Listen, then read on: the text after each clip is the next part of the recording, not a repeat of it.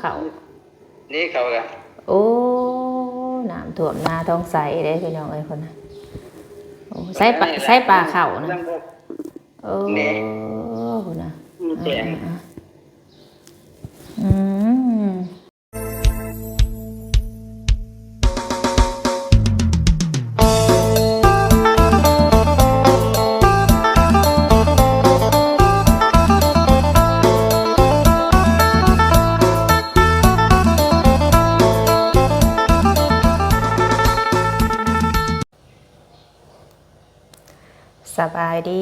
สบายดีพี่น้อง FC เบิร์ดสุกุสุคนเอาไว้ FC ทั้งฝั่งลาวฝั่งไทยและต่างประเทศก็ยินดีต้อนรับเข้าสู่ซ่องสาวบุญมาบ้านเฮาคือเก่าเด้อพี่น้องเด้อพ่อกันมื้อนี้เนาะกับสาวบุญอยู่เฮือนนี่แหละพี่น้องเอ้ยเพราะว่าฝนมันตกเมื่อคืนนี่ก็ตกเมื่อคืนนี่ก็ได้เนาะเมื่อวานนี่ก็ตกเบิดเมื่อวานนี่พี่น้องเอ้ยสาวบุญก็บ่เคยฮู้เคยเห็นฝนตกคักตกในกลางคืนก็เบิดคืนว่านี่เบิดมื้อแต่ว่าตอนเช้ามานี่ยังบ่ทันตกแต่ว่าเมื่อคืนนี่ตกอยู่เมื่อคืนนี่เนาะมาพ่อกันมื้อนี้พี่น้องเอ้ยหลายบ่อนหลายที่เนาะฝนก็คือสิตกคือกันแหละหลายบ่อนหลายที่ก็น้ำท่วมพี่น้องเอ้ยหลายบ่อนหลายที่ก็ได้ถ้าว่าทางเฮาซ้ำนี่ทางอื่นจักสิซ้ำใดพี่น้องเอ้ยเนาะเขตอื่นก็ฝนตกพี่น้องเห็นหลายบ่อนหลายที่ที่น้ำท่วมเนาะพี่น้องเฮาก็ได้โอ้ยฝนตกธรรมชาติพี่น้องก็ว่าเพราะว่าทุกทินแดนใดพี่น้องเอ้ยก็ฝนตกตัวทิพย์ตัวเด่นนั่นแหละเนาะเพราะว่าตามการฤดูฝนพี่น้องเอ้ยเมื่อวานนี่ก็อยู่เฮือนอยู่เบิดมื้อบ่ได้ออกไปใส่เลยเมื่อวานนี่ฝนตกคักตกแน่แต่ว่ามื้อนี้นี่สิตกหรือบ่เนาะหลายบ่อนหลายที่พี่น้องเอ้ยว่าน้ำท่วมบ้านว่าซั่นน้ำท่วมทงไร่ทงนาเนาะโอ้ยน้ำท่วมช่วงนี้ก็แย่อยู่พี่น้องเอ้ยเฮ็ดจังไดเพราะว่าใกล้สิฮอดฤดูเก็บเกี่ยวแล้วน้ำมาท่วมนี่ก็เฮ็ดให้เสียหายได้พี่น้องเอ้ยชาวไร่ชาวนาเฮาเนาะสิแหละเพิ่นว่าเฮ็ดนานี่หังบ่มีบ่รวยบ่รวยพี่น้องเอ้ยแต่ก็เฮ็ดให้เฮามีกินมีอยู่บ่ข้าวบ่ขาดแรงแกงบ่ขาดหม้อเนาะเฮ็ดให้เฮ็ดนานี่บ่ได้รวยดอกเฮ็ดบ่เฮ็ดก็บ่ได้กินต้องซื้อข้าวกินเพราะว่าเฮาชาวไร่ชาวนานะพี่น้องชาวไร่ชาวนาหลังสุฟ้าน่ะสู่ดินโหอยู่ว่าเฮ็ดนานี่มันทุกข์แต่ก็จำเป็นต้องเฮ็ดเพราะหยังเพราะปากเพราะท้องนี่แหละพี่น้องเอ้ยถ้าบ่เฮ็ดหาเงินมาจากอันใดซื้อข้าวจากอันใดซื้อน้ำเนาะพอให้มีกินมีอยู่พอได้ใส่ได้จ่ายเวลาขาดเคินก็ถ้าผู้ใดหน้าหลายก็พอได้ขายพอได้ใส่จ่ายไป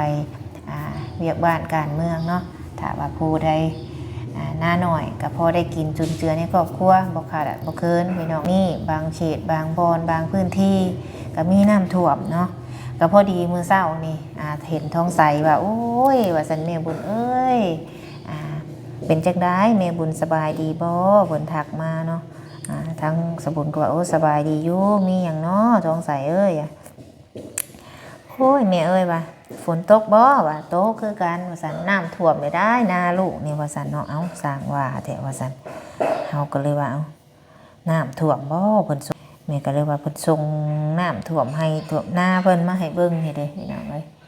น้ำท่วมแล้วแม่บุญเอ้ยว่าซั่นเนาะน้ำท่วมนาแล้วว่าซั่นแม่ก็ว่าอ้าวสร้างว่าแต่วันนี้นี่น้ำท่วมแล้วว่าซั่นขึ้นไว้ซ้ำว่าซั่นเดี๋ยวสิลองโทรถามข่าวท้องใสลองเบิ่งส่งคลิปเสียงมาแต่เช้าพุ่นนี่เด้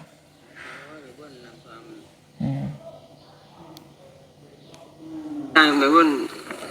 ตัวแห้งของคนน่ะใต้น้ำท่วมบ่ได้แนวเขาเพิ่นมาไว้ขนาดน้ำท่วมกกเขาแล้วเบิ่งสิลองโทรหาเราลองเบิ่งเป็นจังใดสะดวกอยู่บ่บ่รับสายได้บ่บ่ลองเบิ่งก่อน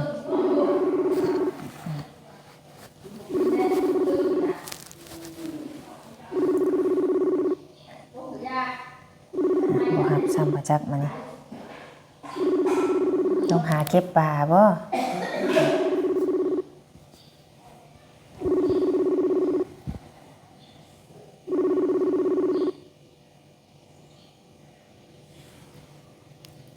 ฮัลโหลสบายดีเด้อบุญสบายดีเป็นจังได๋ล่ะท้องใส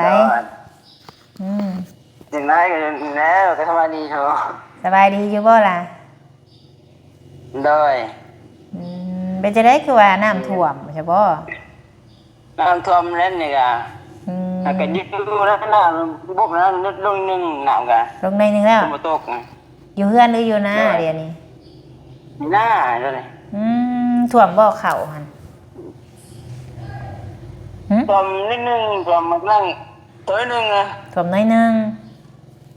โดย ตอนนี้ยังตกอยู่บ่ฝน เล่นน้ำบ่นี่ก็เริ่มแดดแล้วนี่กะ โอ้สาธุแล้วจะเริ่มแดดอย่าเฝ้าย่องได้อย่าเฝ้าย่องว่าเริ่มแดด อากาศเย็นก็อากาศไม่มืดอยู่นิดนึง แต่เห็นแสงแดดว่าซั่นซะ โดย บัดทางเฮือนเด้ท่วมบ่น้ำเซขึ้นสูงบ่ทางเฮือน ก็ขึ้นอยู่เสียก็มันเอาบ่ท่วมดอก อืม ทุกท่านถ้าน้ำดงบ้านคือว่าพวกเขาก็จมบ่ได้เนาะ ใครแน่สัน เนาะ ท่วมพอดีท่วมคันนาที่บ่ทันได้ท่วมหมักเข้าแม่นบ่ โดยก็ท่วมสิมันเป็นป้ายแหละ อืม เป็นป้ายนิดนึงไง เห็นปลายเข้าหน่อยนึง เนาะ คือบ่ไทยมาให้เบิ่งแน่สันบก ก็ไว้ บกลงซำใดแล้วตอนนี้ ตอนนี้ก็บกลง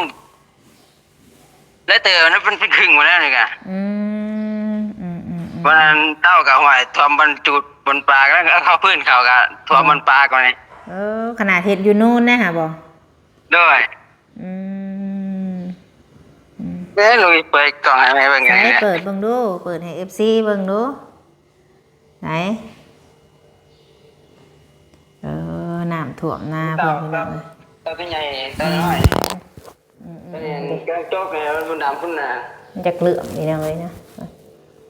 โอ้ เนี่ย อันนี้ แล้วเพื่อนเขาวันน้ำท่วมซ้ อ่าโอ้อันนี้น้ำท่วมก็คือตีงดีแท้ ำแรงยางเดินไอ้เต้า อืมเดี๋ยวเต่าเพิ่นเข้าเด้ซะให้เบิ่งดูเข้า นี่เขากัน โอ้น้ำท่วมนาท้องใสเด้พี่น้องเอ้ยคนน่ะโอ้ใส่ปลาเข้านะโอ้คนน่ะ มีแจง คุณน่ะอันนี้ปลาเข้าบ่นั่นน่ะ ด้วย นี่น้ำท่วมเข้าท้องใสแต่ว่ายังครึ่งอยู่ติบ่ทันได้บกคักแม่นบ่ ด้วยแล้วขับอะไร ผู้ใดน้ำท่วมเข้าแล้วเอาสู้ๆเด้อ ด้วย ผู้เต่าแล้วท่วมปะลอโอ้ จูได้นี่แล้วมันจูในโซนเราจูกัน หัวน้ำท่วมเข้าแล้วท้องใสเอ้ยนะ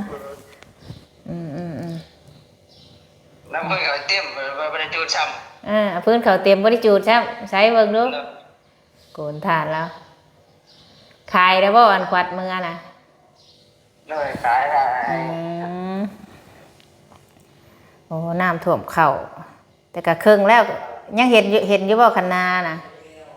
บ่ โอ้บ่เห็นคันนาซ้ำสายย่างไปใกล้ๆเบิ่งดูไปเรียบๆเบิ่งดู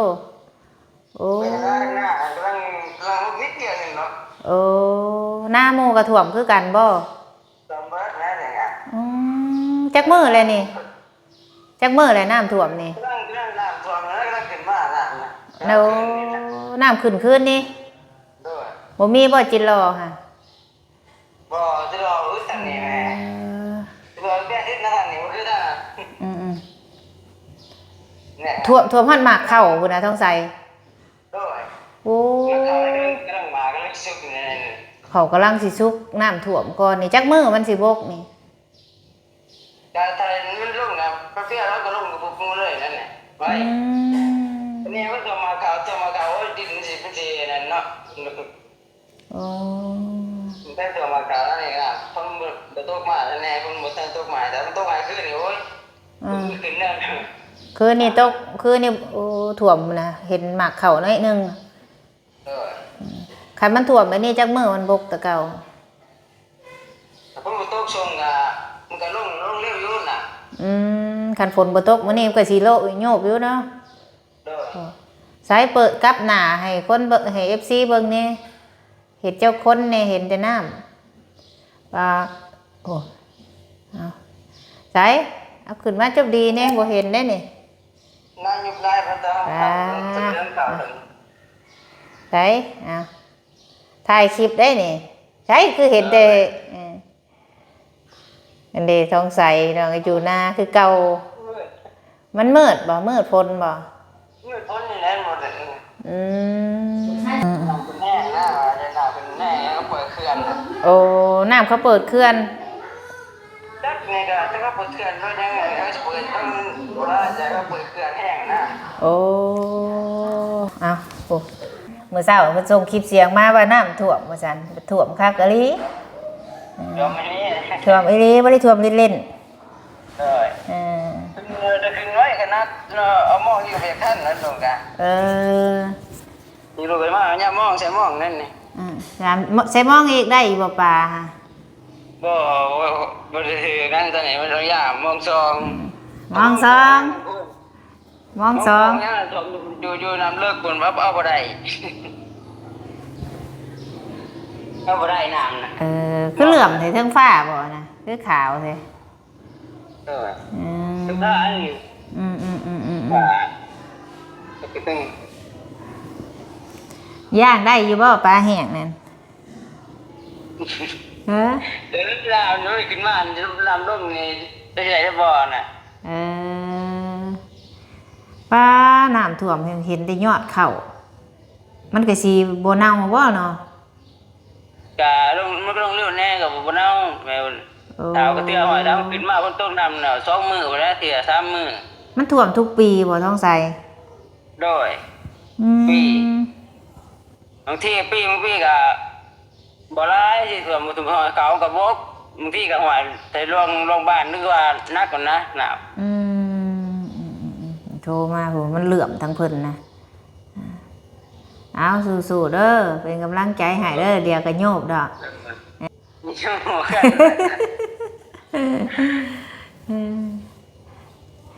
ในใจได้คิดในได้ซะ แต่งั้นก็อยากไว้เนี่ยก็อยากว่ามันจะค่าใจนิดนึงแบบแต่ไปแบบไปเอาหลวงมาใกล้แน่เลย โอ้คันบ้านเลยมาเอารถแค่นี้ หน่อย มันญาติเอารถแล้วสัน สิเลี้ยงกุ้งบ่กันเอาเมื่อน่ะ เอาแต่เลี้ยงนี่แหละก็เลี้ยงกุ้มเนาะเลี้ยงกันเนาะลูกอะ เจ้าอยาก เนาะลูกอะ อยากได้คันว่ามาเลยอยากเอาเมื่อน้ำรถบ่ หน่อย มาลอยรักเมื่อลอยรักไม่ตู้บ่ หมดเลยที่เขาสิว่ามีบุญแน่นอนเขามาเอาหน่อย ขอสิมาว่าแม่พี่เลยติ หน่อย อ้าวแม่ก็แล้วแต่เจ้าแหล้วแม่ก็ได้เฮ็ดจังได๋คันว่าแม่สิไปบังคับไว้ให้ก็บ่ได้มันบ่แม่นลูกเฮา มีแต่ลูกก็สิไปฝากทางมาฝากกี่กองยังได้ไปแล้วถ้าผู้ใดตอนนี้ยังผู้ใดสิเราลูกสิได้อีกอ่ะอยู่ที่ใจลูกผู้ใดตอนนี้ลูกอ่ะ แม่นคันว่าได้ก็อยากฝากก็ฝากคันมื้อใดเฮาอยากมาเยี่ยมก็เฮามีโอกาสเฮาอยากมาเฮาก็มาบ่ยากดอกซุมื้อนี่คันว่าโอ้ยคิดอยากเมื่อเยี่ยมนี่บ่ได้เอาเมื่อนํก็อยากมาเยี่ยมลูกเฮาก็มาได้ก็แล้วแต่ใจของเจ้านะมันบ่ยากดอก นี่เบกเลยสิเบิดเด้อบ่นี่บ่ได้สาเขาว่าสาเขา เอาโอเคหันสู้ๆเด้อเดี๋ยวมื้อหน้ายังโทรลงใหม่มีหยังก็โทรมาโอเคเอาสบายดี FC เด้อโด โดย ย เด้อสิโดย โดยเอาสบายดีพี่น้องเอ้ยทางท้องใสแล้วยืนโทรตากแดดกำลังออกแล้วมันก็เลยเหลื่อมปินเทถึงฟ้าเนาะมันก็จะเหลื่อมนี่ทางท้องใสก็ได้น้ำท่วมหน้าเพิ่นน้ำท่วมแล้ววะน้ำท่วมเข่าเห็นแต่ยอดโอ้ยโผดโผอะไรเราเนาะตกจนว่าท่วมให้ท่วมหน้า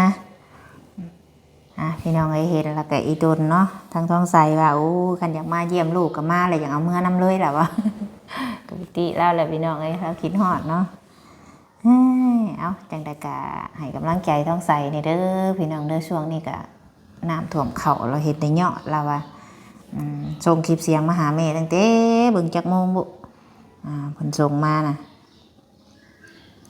ส่งมาหาแม่ก็แต่6 โมงเช้าส่งมาหา น้ำท่วมแล้วแม่เอ้ยว่าซั่นเนาะโอ้ยนี่แหละทางท่วมอันเขาแล้วว่าน้ำท่วมเขาแล้วว่าแต่ละหม่องละบอนมื้อนี้ใครเนี่ยพี่น้องโอ้ยหยุดก่อนของใครเนาะแต่บ่ฮู้ว่าไปตกเขตใดพี่น้องเห็นอันเตือนขึ้นมานี่น้ำโทรศัพท์ฉบุตรนี่ว่าพุ่นได้เพิ่นสิมีฝนจักพายุฝนก่อนเนาะผู้หลังตอนเที่ยงไว้อีกแต่ว่าเห็นเพิ่นบอกนี่สิไปตกอยู่ทางเวียงจันทน์บอกอีหยังนี่แหละประมาณนี้แหละไทยทางเฮาตอนนี้นะบ่ได้ตกพี่น้องทางบ้านสะบุญเนาะบ่ได้ออกไปทางใดสะบุญก็ได้พอดีเห็นทั้งต้องใสทักมาหาแม่ตั้งแต่6 โมงเช้าสะบุญขึ้นมาแต่ตลาดนัดก็เลยมาเห็นก็เลยว่าเอาโทรลงกระทงใสก่อนเป็นหยังว่าซะดอกน้ำท่วมหมดแล้วเราสิแหละพี่น้องเอ้ยน้ำท่วมกันยังใครแน่ละว่า2-3 มื้อกระบกดอกหรอแต่ว่าเขตอื่นนี่ท่วมฮอดบ้านฮอดเมืองผู้ใดพี่น้องเนาะที่สะบุญก็เห็นหลายพักหลายพื้นที่ที่ว่าน้ำท่วมเนาะตอนนี้ก็ได้ว่าทางใดพี่น้องเขตใดทางอันพี่น้องฝั่งไทยเฮาก็ท่วมคือกันเนาะทางพี่น้องฝั่งไทยเฮาก็ได้เป็นกำลังใจให้ทุกๆคนเด้อบ่ว่าภาคส่วนใดที่ว่าประสบภัยน้ำท่วมอยู่พี่น้องอันตรายแฮงว่าช่วงนี้ก็ในตอนเช้าเนาะสะบุญก็ยังอยู่บ้านอยู่ฟังเบิ่งจักเล็กจักน้อยกินข้าวกินน้ำแล้วสะบุญก็สิได้ออกไปมานี่ก็ถือว่าทีแรกก็ทางท้องใสแหละเนาะเราโทรมาสะบุญก็เลยโทรกลับเผื่อมี FC คิดฮอดคิดถึงท้องใสแหละน้ำท่วมเพิ่นว่าปลาเข้าเพิ่นเนาะจังใดมื้อนี้ก็เป็นกำลังใจให้ทั้งท้องใสแหละเราน้ำท่วมเข่าแล้วพี่น้องเลยเนาะโอ้ยสถานการณ์นี้ก็แย่อยู่ได้พี่น้องเลยเพราะว่าเข่าออกมากเลยน้ำท่วมถ้าว่าบ่บกนี่ก็ออกงอกเข่าเนาะมันบ่คือท่วมตอนมันบ่มีมากได้มันท่วมนี่บ่เกินนั้นเพราะว่าปีก่อนๆสกุลเคยถือมาแล้วน้ำท่วมนะพี่น้องน้ำท่วมมานี่3 มื้อนี่เข่านี่มันออกงอกเลยออกนอกคาห่วงคาต้นเลยเป็นปีออกหักป่งคือตีนขี้เข็บนี่เพราะว่าสบุญเคยถือมาแล้ววันนี้เข่าจำนวนที่มันออกงอกนี่แบบมันแห้งไปซีก็หักกระมุนอีกว่าเป็นตะกินอีกดำอีกเฮ็ดให้เสียหายอีกนี่แหละพี่น้องถ้าว่าน้ำท่วมช่วงที่เข่าบ่ทันออกมาออกห่วงนี่ก็ยังใครนี่อันนี้เข่าออกมานี่ก็เนาะซาวไห้ซาวนาเฮาก็สิเอาไซมากินพี่น้องอาศัยกินข้าวกินน้ำในไห้ในนาเนาะจังใดก็เป็นกำลังใจให้ทุกๆคนเด้อเนาะมื้อนี้ก็สมบูรณ์กับประมาณนี้แหละพี่น้องอำลาพาจากพี่จากน้องไปก่อนพบกันในคลิปหน้าเด้อขอกล่าวคำว่าสำบายดี